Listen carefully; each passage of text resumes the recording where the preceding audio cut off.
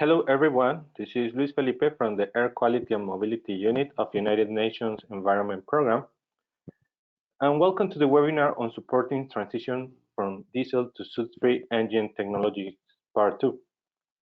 This webinar is organized by the Climate and Clean Air Coalition CCAC, the International Council of Clean Transportation, United Nations Environment Program, and Breathe the Light, with the support from the other lead partners of the CCAC heavy-duty vehicles initiative, such as Canada, Switzerland, and United States.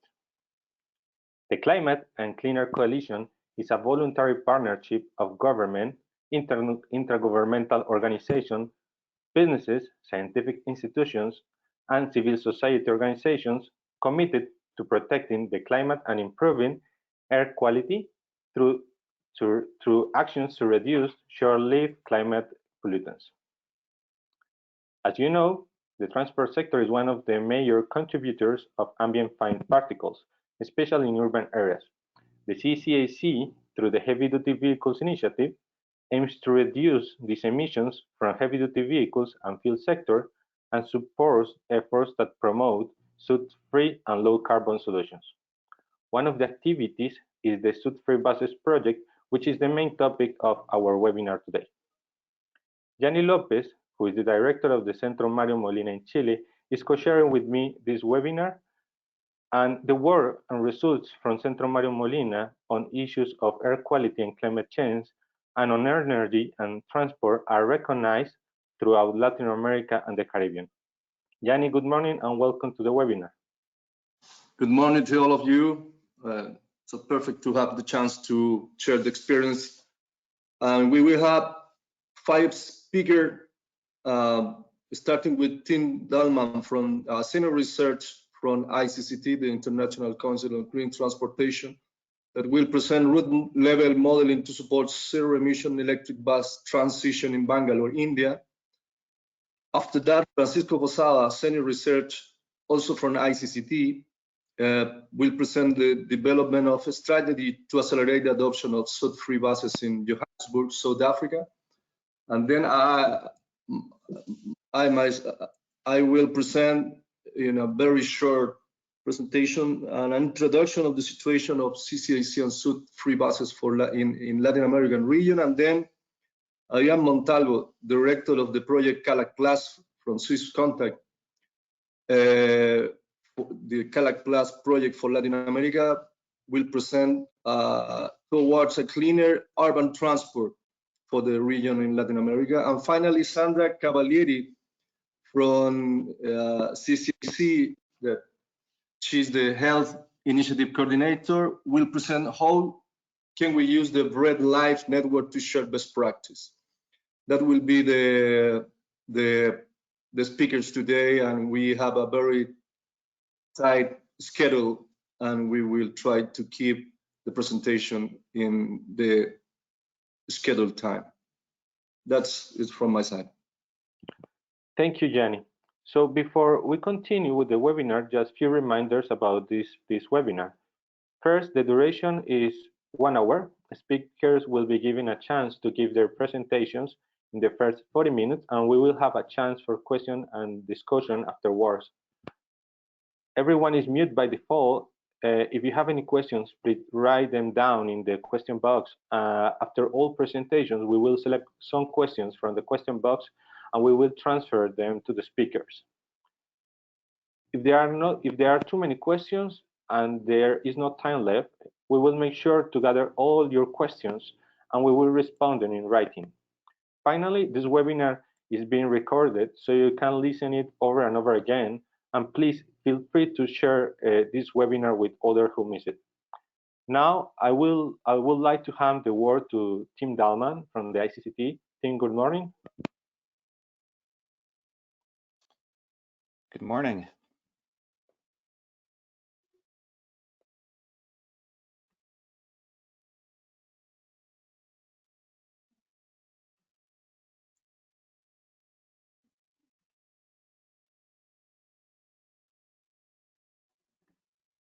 So first off, thank you everyone for attending today, and thank you to the organizers for setting up this great series of workshops on soot-free and low-carbon bus fleets.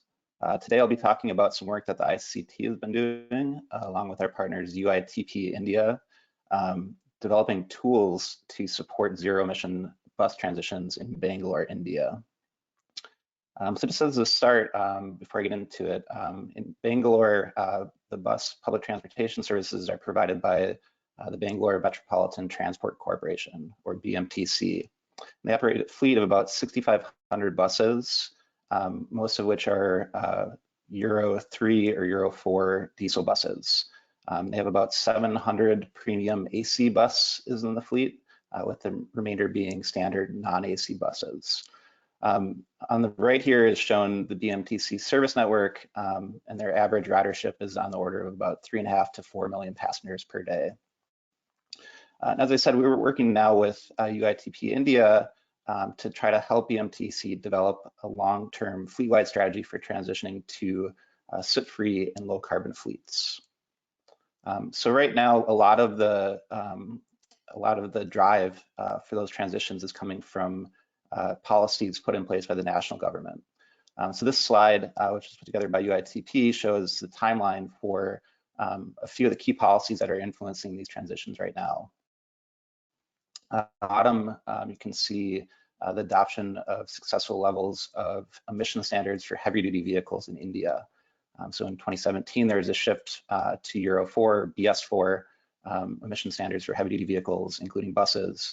And then only last week, the country shifted to Euro 6 emission standards for heavy-duty vehicles, which is a pretty momentous change. They shifted and leapfrogged directly from Euro 4 to Euro 6. So for BMTC, this means that all new bus purchases or conventional diesel bus purchases will be soot-free technologies.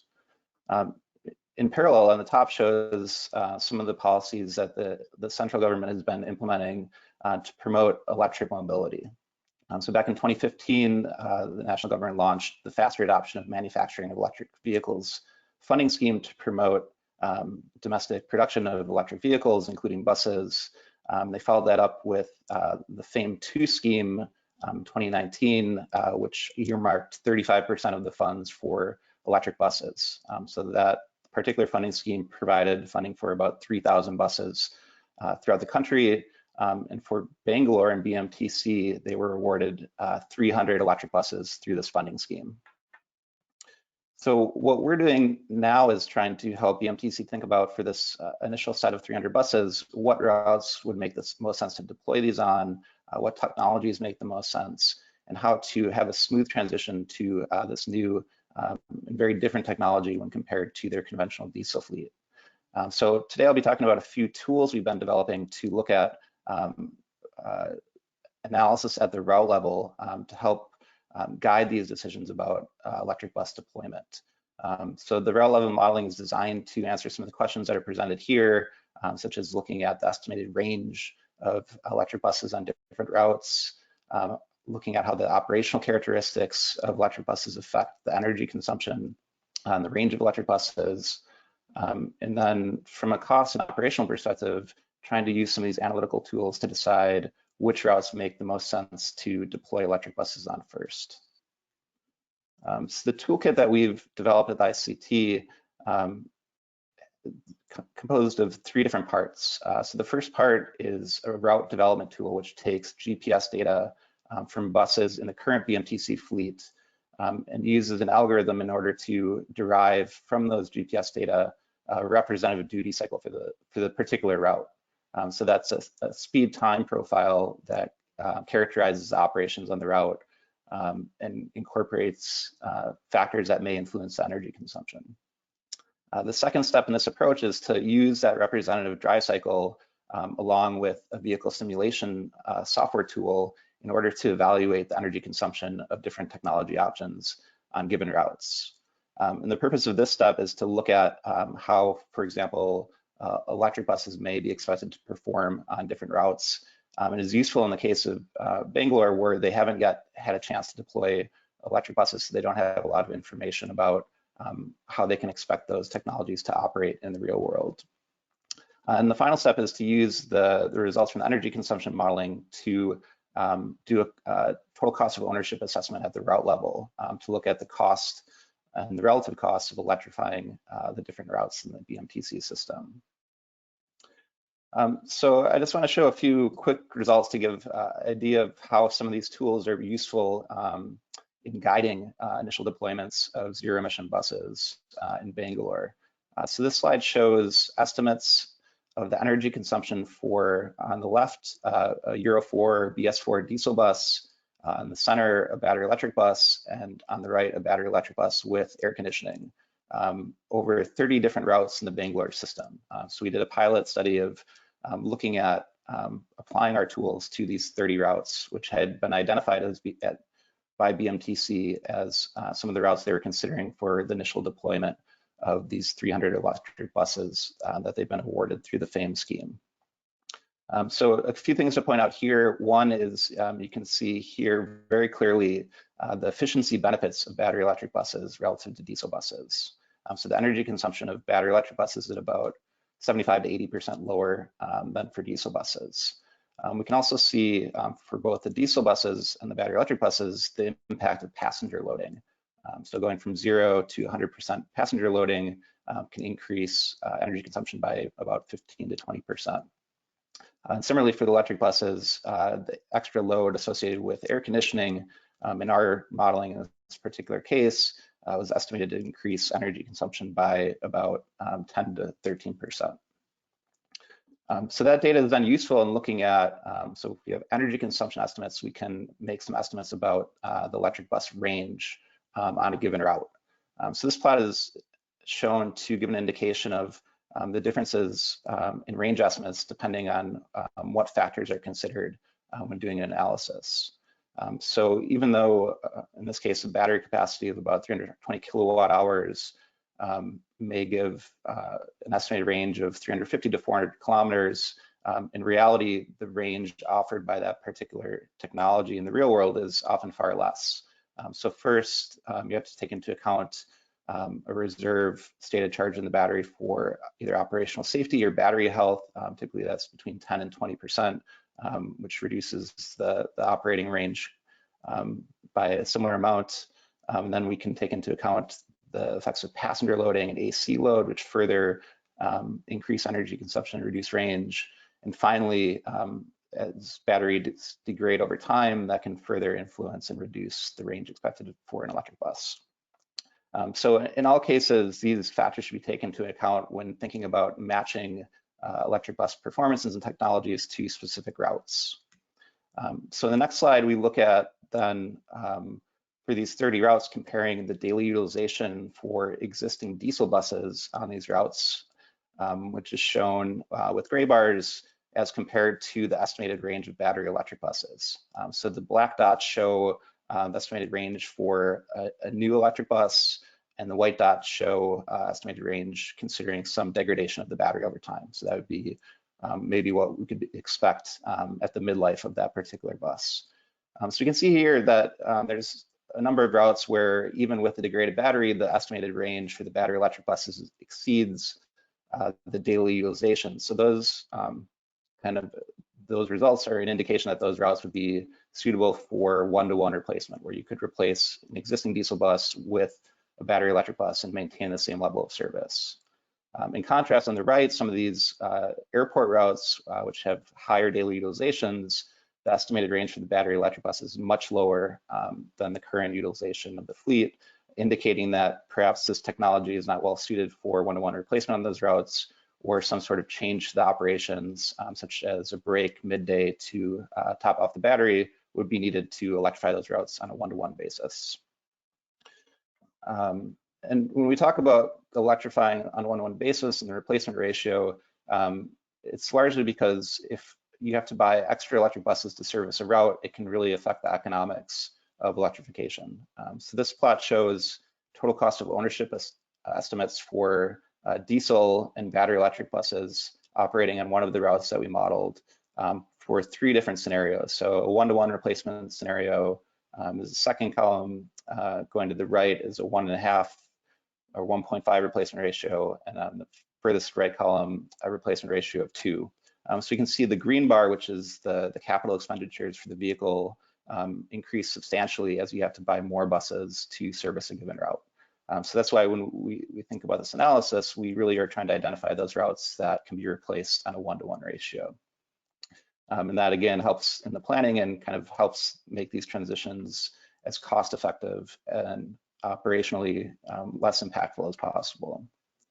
So finally, kind of the culmination of this modeling exercise is to look at the cost of electrification for each of these routes. So this now incorporates information on the energy consumption modeling, the average range on the routes, the average daily utilization, as well as the number of buses servicing a route.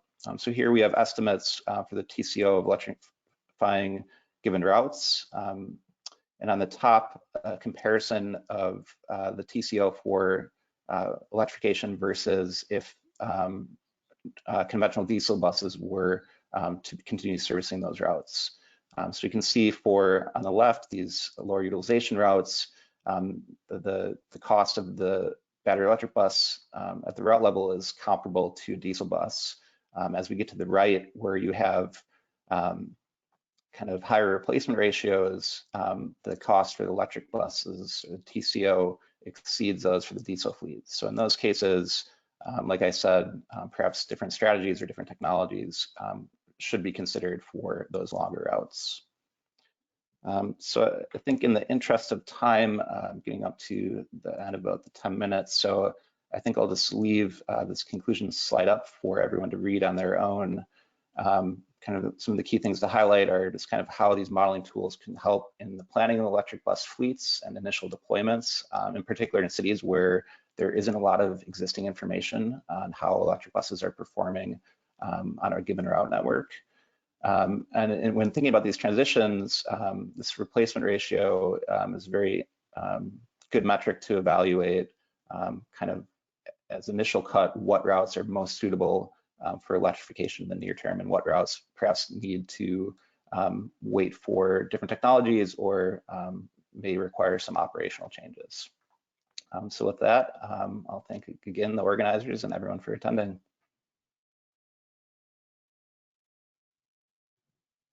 Thank you, Tim, for your presentation and for sharing with us also a technology comparison between the Euro 4 buses and the electric buses. And also it's very good to know the transition that India is implementing from Euro 4 to Euro 6 in heavy-duty vehicles. Now, continuing with our webinar, I would like to hand the word to Francisco Posada. Francisco, please.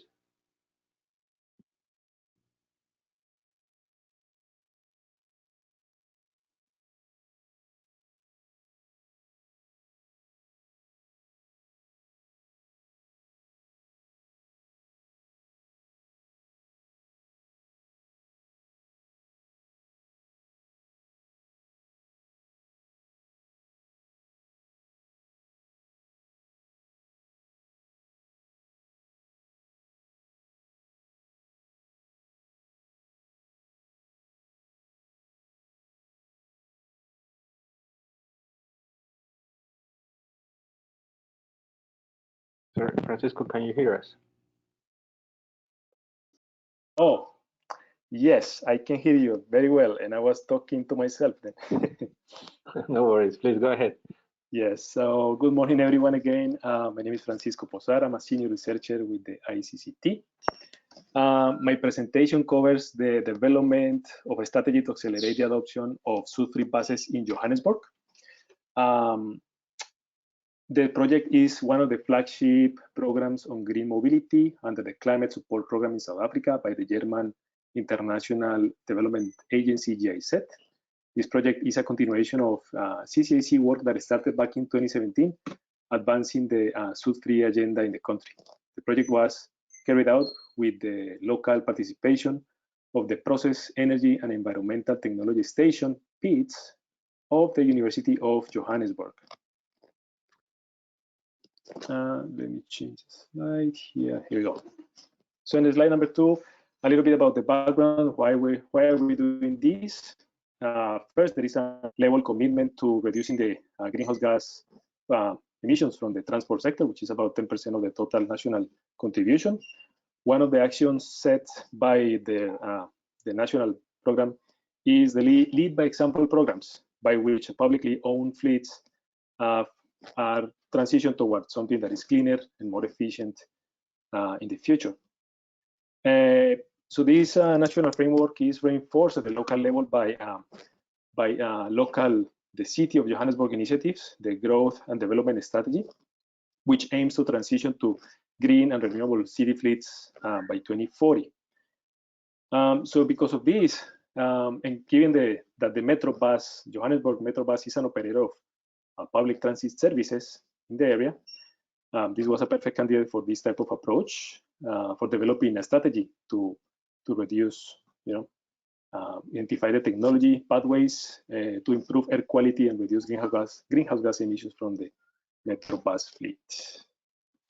So the first step in our analysis was the development of the baseline analysis, where we are today. The current city-owned Metrobus fleet is composed of about 419 buses. The most advanced emission control technologies in the fleet are the Euro 5 Mercedes-Benz DDF. These are retrofitted with a diesel dual fuel DDF system. The DDF technology uses both diesel and CNG for powering the bus. It does control NOx with the SCR, but it does not have a diesel particulate filter. DDF buses are unique to Metrobus. To better assess the environmental performance of these buses, we contracted real-world emission testing with West Virginia University. They brought from the US to Johannesburg a state-of-the-art portable emission measurement systems, PEM systems, into Johannesburg for the testing. And we ran the test on 2 buses, 3 different routes, very representative of Johannesburg driving. As you can see, there are 3 different routes. One is more highway, the other one is more urban, the other one is sort of in between. The results of this evaluation showed that emissions performance from the DDF buses present some benefits as well as some challenges. On the benefit side, NOx emissions are 60 to 70% lower than the legacy fleet. So the red ones are the Metrobus DDF Euro 5 buses, and are all, but compared to, and also as a benefit, 33% lower than Euro 5 diesel, straight diesel buses. However, these are 2 times higher, and we experience 2 times higher NOx emissions than corresponding Euro 5 CNG bus. The main downside of the DDF technology is that the emissions of methane, the DDF emits about 12 times more methane than Euro 5 CNG technology. This is probably due to the fact that the bus was certified as a diesel bus. Diesel certification doesn't require methane emission limits, so it probably didn't have any controls on methane emissions. The CNG was basically a retrofit into the system. And this impact, so the fact that we have more, we have additional methane emissions means that methane has a significant global warming potential. So when you perform the overall greenhouse gas emissions evaluation, that adds up into the overall emissions for those buses. So at the end of the day, the DDF technology is just marginally better than the legacy Metrobus due to these excessive methane emissions. They're sort of in the same range as modern Euro 6 technology. So it does provide some air quality benefits, but the greenhouse gas benefits are just not achieved. Let's go into the next slide. So the next step in our project was to identify alternative technologies to achieve those greenhouse gas benefits that we want to reach, as well as local air pollution goals. And the technologies that we identify are soot-free technologies, which means minimum has to be a Euro 6 technology for an internal combustion engine or a battery electric bus. Within the Euro 6 technologies, we have diesel, hybrid, biogas, or natural gas, CNG buses. Remember that powertrain technology has to be defined by the emission standard. Just saying a CNG bus doesn't imply that the bus is a soot-free or is a clean bus. It has to be a Euro 6 CNG bus. If we're talking about CNG technology.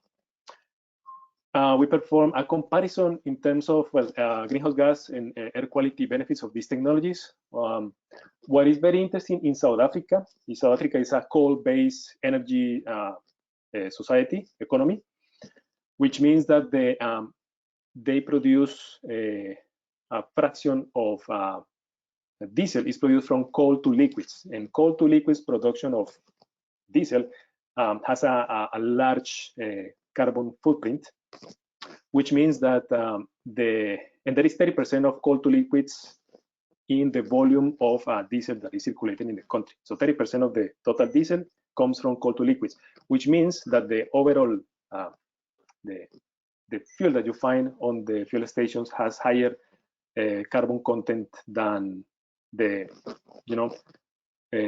diesel that comes from petroleum refining, which is it adds an extra level of complication. So comparing options, the best options are the Euro 6 CNG powered by biogases and the battery electric bus option, which is another interesting situation in South Africa. Is that South Africa has one of the most carbon intensive electric grids, because 90% of the electricity comes from coal power plants. So that means that, as you know, as in the previous presentation, Tim was mentioning benefits of close to 70 to 80% for a battery electric bus. In South Africa, this benefit in the current grid is close to 30 to 40%. So it's not as good as you will expect. We don't get the potential benefits of a battery electric bus because of the grid is too carbon intense. We also run a couple of scenarios where we look at what will happen in the future as the government has plans to reduce the carbon intensity and add renewable sources to electricity production. So that will move towards the left. In this case, is lower greenhouse gas emissions compared to the baseline Euro 5 DDS bus. So in the future, as the grid becomes cleaner, we get the promised benefits of the battery electric vehicles. Moving on, just to reiterate that the Euro 6 technology is the only one truly soot-free technology, and we wanted to make that case to the local authorities in the city of Johannesburg and to the Metrobus managers in the city. In addition to that, we perform a total cost of ownership, which better assess the additional cost of electric buses is compensated by the lower cost of operating those vehicles. So that's what we did as part of the analysis. And what was interesting is that the CNG bus ended up becoming having the lowest TCO of all the alternative technologies studies. The Euro 6 hybrid and the battery electric bus were ended up having were on the higher end compared to the baseline Euro 5 DDF Metrobus vehicle. And this is driven by higher capital expenses, vehicles and infrastructure, because the operational cost savings are not enough. The buses are only run about 36,000 kilometers a year, which is low for a bus, and that obviously doesn't help balancing out the additional cost of the capital cost of the battery electric bus or hybrid bus with the savings from lower energy consumption. So that was the interesting conclusion. Another one is that when you incorporate, this is the lower figure, when you incorporate the societal costs, then most technologies, or all of the technologies, alternative technologies, are less costly than the baseline technology. And still, CNG is the most is the better position in terms of costs. But electricity now doesn't look so bad about electric buses. As we were discussing with the Metrobus fleet managers, they gave us an idea of what was the desired fleet size in the future. So right now they have close to 420. They were looking at 460 in the future. So we plan for a renewal of the fleet, moving away from what is today towards what should be in the future, a soot-free fleet, at a rate of about 10% of new buses every year. So let's say 400 buses, 10%, 40 buses, a little bit more than 40 buses enter the fleet every year, and the oldest buses are removed from the fleet. So we develop a few scenarios. I'm going to present only two, the baseline and two alternative scenarios. And this is basically showing how the fleet composition, the number of buses, and the emissions will be reflected on that transition. Under the baseline scenario, there is a small increase in greenhouse gases as the fleet increases in numbers, but there is a reduction in PM and NOx as the legacy Euro 0, Euro 1, Euro 2 buses are removed from the fleet. So the most significant is the PM reduction on that front, and there is a marginal but measurable reduction in NOx also from that just baseline transition towards Euro 5 DDF. So assuming that only Euro 5 DDF buses are entering the fleet under the baseline scenario. This one is an alternative technology scenario, a soot-free alternative scenario, where all the new buses are Euro 6 CNG, and there is a fraction of biomethane in the fuel mix that increases 10% annually, reaching 100% of biomethane starting in 2030. So we assume that as a possibility. Again, now the greenhouse gas emissions experience almost close to 50% reduction if we are using biogas, and close to 30% if it's only fossil fuel CNG. NOx and PM experience a significant reduction, higher than 90% in the long term, so after 2030, when the older buses are removed from the fleet. Under this additional scenario, so the previous was the CNG, this one is the battery electric bus. So it combines battery electric buses and Euro 6 diesel buses, where the battery electric buses will be increasing on a phase basis, so 10% for the couple years, and 25%, then 50%, then 100%, starting in 2029. And you can see there is also a significant reduction in greenhouse gases, much higher than CNG, and it is above 70% of the reduction with respect to the baseline Euro 5 DDF buses. So this is always with respect to the Euro 5 bus that is currently running. They do reach zero NOx and PM emissions by 2040 as the older diesel fleet is removed from the fleet. So this is the only that is truly zero emission option.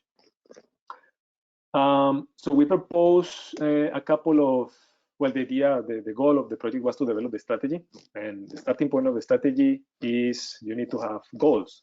So we propose these following goals to the city and the Metrobus managers. We're proposing because we haven't discussed. You're taking a look at the proposal that we're going to present in the next couple of weeks to reduce the fleet-wide PM and NOx emissions to 80%, to reduce fleet-wide greenhouse gas emissions by 25% in a year. And hold on, that sounds a lot. It makes a lot of sense. And reduce fleet-wide greenhouse gas emissions to 50% below projected levels by 2040. So on the first one is basically transition to Euro 6, soot-free technologies, cleaner fuels, and replacement of older buses, get them out of the fleet. On the second one, how do you reach 25% reductions in a year? Because of the carbon to liquids feedstock, the fuel has a lot of coal from that. So just by finding a different supply that is regular diesel from petroleum-based feedstocks, then you easily get a 25% greenhouse gas reduction right there. So it sounds doable, 25% in a year. And the last one is the 50% reduction. Now we need something more long-term, transition towards either option A, biomethane and CNG. So that will require, contracts with the biomethane suppliers, agreements to increase the capacity of the CNG, the current CNG station, and that has to be planned in the long term. And the other option will be transition to zero emission buses, electric buses. So those two are a little bit more in the long term, require more planning, which is the last slide in my presentation, is to develop whether they have the goals. We already identify the types of bus technologies that will provide those benefits. So the next stages in the process in development of this strategy is schedule. Construction facilities, bus purchasing and contracting, retirement of older buses, and the deployment of those buses by route. And this is where the work of my colleague Tim Dalman is so useful, because it helps identify which are the routes that where these buses can be can achieve the best benefits at the lower cost of operation. And obviously training for bus operators and maintenance, and identification of the funding. How do we pay for these great ideas to help us reduce greenhouse gases and reduce air quality issues from these fleets? So that's the end of my presentation, and thank you very much. Thank you, Francisco. So we can move on with the presentation of Gianni. Please, Gianni, the floor is yours.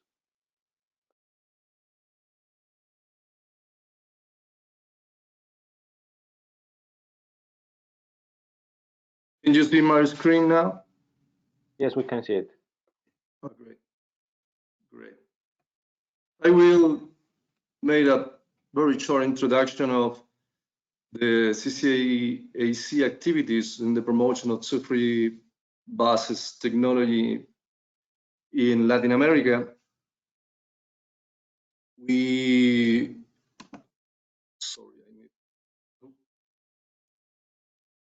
have been working in 4 countries from 2017, especially in capital cities in Peru, Chile, Dominican Republic, and Paraguay.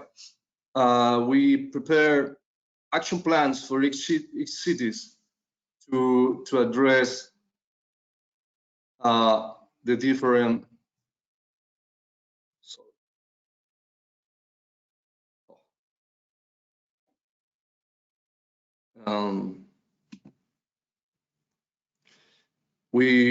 to address the challenges of clean buses, especially providing more clean diesel, more advanced emission standards, especially Euro 6, and creating conditions for the adoption of zero emission vehicles like electric buses. The main result for Lima, Peru, and Santiago, Chile are the adoption of 50 ppm sulfur diesel almost all over the country in Peru, and the adoption of Euro 4. And in the case of Santiago, we have a great success with the first city at regional level in Latin America adopting Euro 6 with 15 ppm sulfur diesel in the year 2017. And until now, Santiago is the largest city outside China in the adoption of battery electric buses. And in the case of Paraguay and Dominican Republic, we helped them in technical recommendations for fuel importation, desulfurization, refinery investment to produce more clean diesel, vehicle emission standard, emission inventories, air quality studies to raise public awareness on health impact of black carbon and particulate matter coming from diesel vehicles.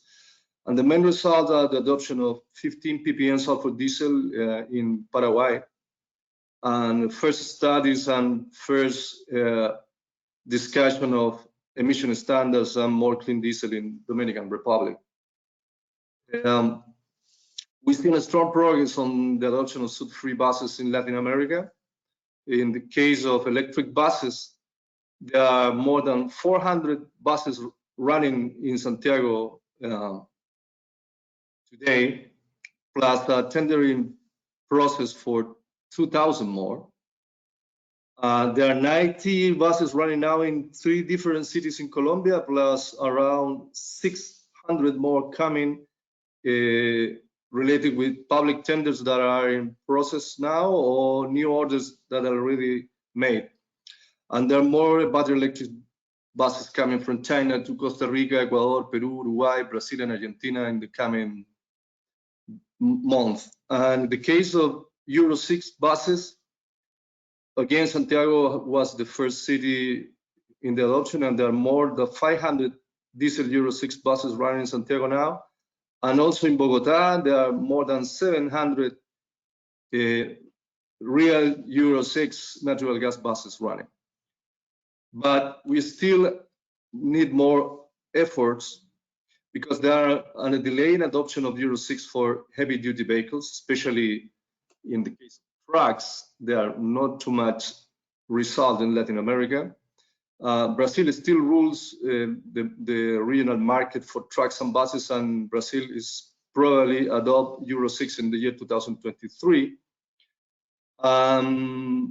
We see mostly of the capital cities and big cities with supply of 10 ppm sulfur diesel, but not a country level. That means there are a lot of things to do still for trucks all over Latin American region. And in the case of buses, we need to continue the efforts to introduce more battery electric buses and also in the adoption of Euro 6. That is from my side. Thank you very much. Thank you, Gianni, for this introduction of the war in Latin America. So I would like to move to Adrian from CALA project. Adrian, please go ahead. Thank you, Luis, and thank you for the CCAC for the invitation. Okay, so CALAC Plus, or Climate and Cleaner Cities in Latin America, is a project funded by the Swiss Agency for Development Cooperation. The Swiss government seeks to help countries achieve a reduction in air pollution and greenhouse gas emissions where appropriate. As you know, the transport sector is a contributor to ambient fine particles in major cities and emits black carbon, a pollutant with incidence in both air quality and climate change.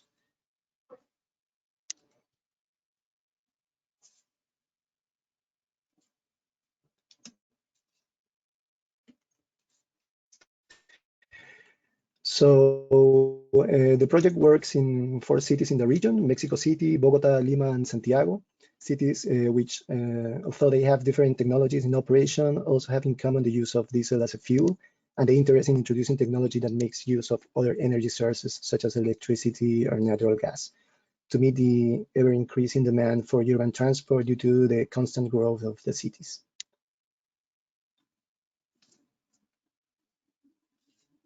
So through capacity building and the exchange of knowledge and experiences, the aim is for cities to develop public policies for the introduction of soot-free buses and non-road mobile machinery. The outcome of the project aims to contribute with technical assistance and support to improve legal framework, environmental and transport regulations at municipal and national level, creating enable to these conditions to the establishment of low carbon technologies. In this sense, some of the activities performed or in progress in this outcome are a cost-benefit study, environment and health for migrating from Euro 4 to Euro 6 technology in Peru, which is also of interest and can be transferred to Colombia. A good practice in the use of diesel particle filter in buses, considering the importance of using the correct filter for the type of engine in operation, and best practices in technical inspection plans are also some of the support activities worked in cities. And now, due to the increasing interest in the introduction of electric mobility, we are working in the evaluation of the performance of the electrical fleet in operation in Santiago, and also a life cycle assessment of electric buses in operation in this city. The outcome 2 of the project is part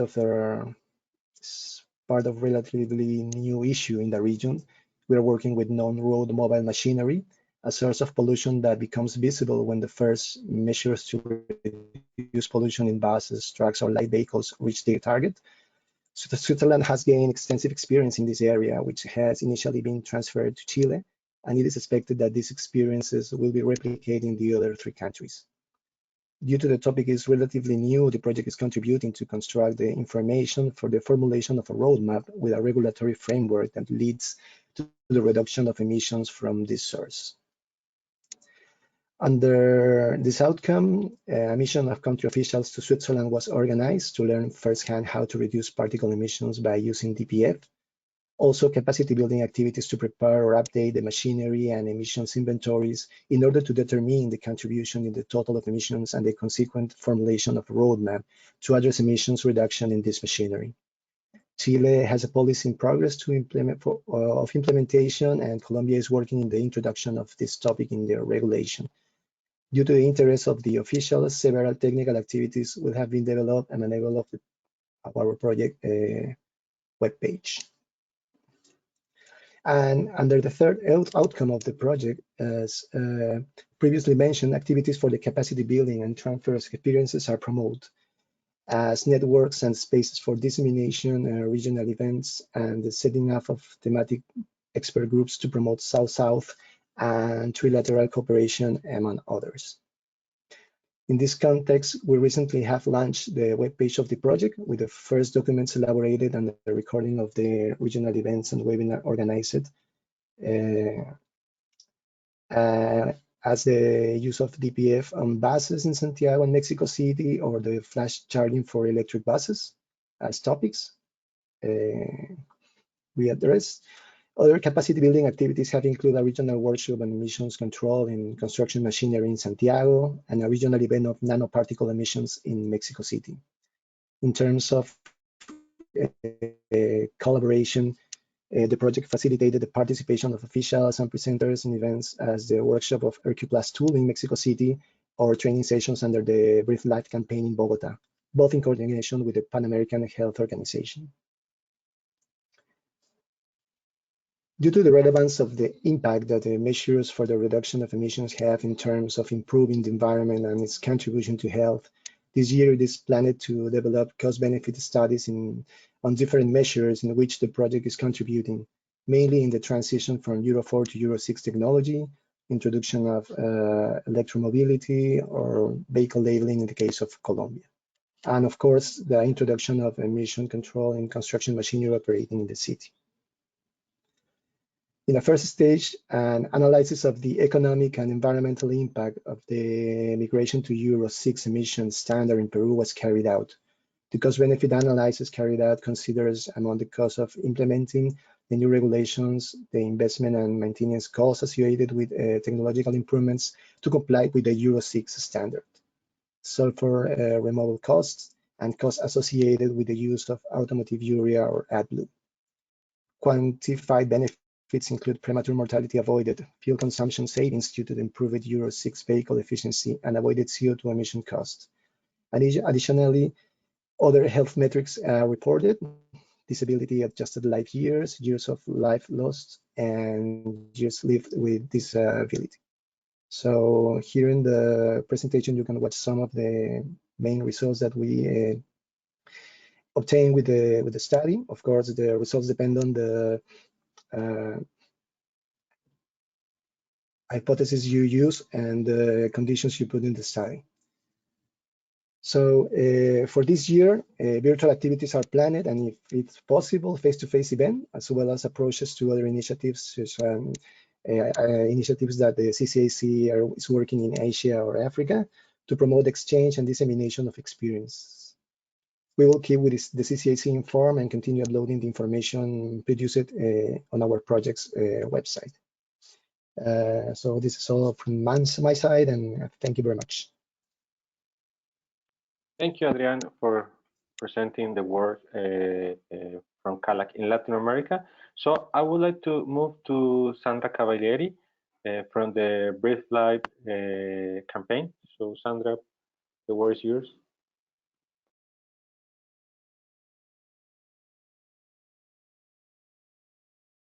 Sorry, we can hear you. I think you're on mute.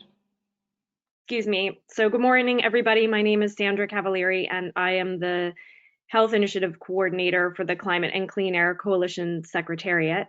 And I just want to take a minute or two to introduce the Breathe Life campaign, which we work on together with the WHO, with UNEP, and the World Bank. And almost all of the cities that have been mentioned today in this webinar are members of the Breathe Life Network. And this is a growing network of more than 80 cities, regions, and countries that have made commitments to clean air for both health and climate benefits. And we're now in this next phase after collecting this excellent cohort of governments of working to figure out how we can support peer-to-peer exchange. And so this webinar today I found extremely interesting, and I think this is the type of beginning ways to start sharing the information and the experts so that cities know who to go to for support. So thank you very much. And with that, I'd really like to turn over to questions so that people have an opportunity to interact with the speakers. Thank you, Sandra, for the presentation and for sharing with us the Breathe Life campaign and the Breathe Life network. So we have some questions. We can start with the first one from Surabab Manuha, and he's asking to Tim. He's saying, given the conditions where certain routes are longer than the range of electric buses in Bangalore, cannot the bus roof with solar panels of any assistance? Then he said that secondly, can be the BMTC exchange bus batteries in mid of the routes to optimize such route operation. Okay, he said just excited to know more about this feasible option. So Tim, would you mind to answer this question? Yeah, absolutely. Yeah, great question. Really highlighting some of the more interesting options out there when we talk about zero-emission bus technologies. We haven't directly considered either of these options. I know battery exchange has been discussed in India in particular. We haven't looked too much into it at this point. For the analysis I presented today, I guess the technology that we modeled was selected to match what BMTC was considering for this initial application of electric buses. In the future, our plans are both in Bangalore and as well as our work in other cities is to expand the range of zero emission technologies that we're considering in our modeling. So including, for example, fast charging buses with smaller battery packs, considering trolley buses. I saw there's another question regarding trolley buses, and I think I can just address it directly here, and that's yes, a well-established zero-emission technology that certainly should be considered by cities in their zero-emission bus transitions and planning. We didn't look at it in particular in this analysis, again, because the zero-emission technology had already been selected, but in future efforts, it would certainly be worthwhile for us and other analysts who are considering these questions to consider the full range of zero-emission bus options. Thank you, Tim. So the next question is from Alex Corner to Francisco. He said, to my understanding, Metrobus has a pretty bad experience with the current DDF bus fleet. For example, most of these buses seem to be run on diesel only due to various reasons. So the question is, why would Metrobus go for additional DDF buses? So maybe can you explain us more about the experience of Metrobus with DDF buses? Yes, that's a good question. Metrobus hasn't publicly expressed the desire to move with additional DDF buses. I think that's why this study is so important for them, because now they can decide whether they want to continue with the DDF technology, which has challenges, as Alex is mentioning, or they could move towards soot-free technologies. And that's our recommendation is, hey, the DDF technology might provide some marginal benefits, especially economic benefit because the CNG is cheaper than diesel on an energy basis. So you can make a little bit of extra savings with the replacement of diesel with CNG. But environmentally or greenhouse gas point of view is not good. So that's the reason of the study, is let them know, like, yeah, there are other options that are much better and probably will give you additional benefits. Thank you very much, Francisco. So, Gianni, would you mind to ask the question to Adrian? Yeah, sure. Adrian, what do you see as options for long-term emission reduction for heavy machinery in Peru, knowing that mining sector is using very large diesel machinery with not so good emission control system? What do you see like an alternative for long-term reduction in new technologies? Thank you, Gianni. I think in the long term, it's going to be a combination of electric technology and use of DPF with diesel, because due to the energy matrix that we have, we are not going to stop using fuel in the media or long term. On the other side, electric technology is gaining more space in the city. So I think it's going to be a combination of both. Thank you, Adrian. I think we have time for one more question. So, and this will be an open question, so anyone that want to answer, please go ahead. The question is, how the life cycle cost for Euro 4 diesel bus? How is the life cycle cost for Euro 4 diesel bus compared with a battery with an electric bus? This is from Nimisha.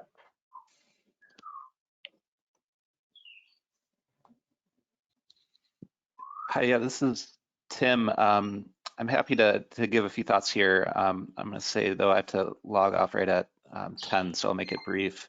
I think that the answer is it really depends. We've done these types of total cost of ownership assessments in a number of cities now, and we see that the cost estimates for both the baseline diesel technology as well as the battery electric technologies can vary quite a bit. So there's a lot of different factors that influence these estimates, including the purchase price of the technologies in various regions, things that affect the variable costs, including things like fuel costs. A big factor is how much the bus is used. So Francisco highlighted that in his discussion of Johannesburg, where their fleet is used on average about 36,000 kilometers per year. So when you think about electrification, where you are really saving more on the operational side with zero emission technologies, if you're not using those buses as much as you could be, either through kind of longer annual VKT or longer ownership periods, then you're leaving a lot of those savings on the table. So I think in short, it depends, like I said, and I think that shows why it's worthwhile to do these types of cost analysis in whatever city or region that you may be working in, given that some of the input variables can vary quite a bit.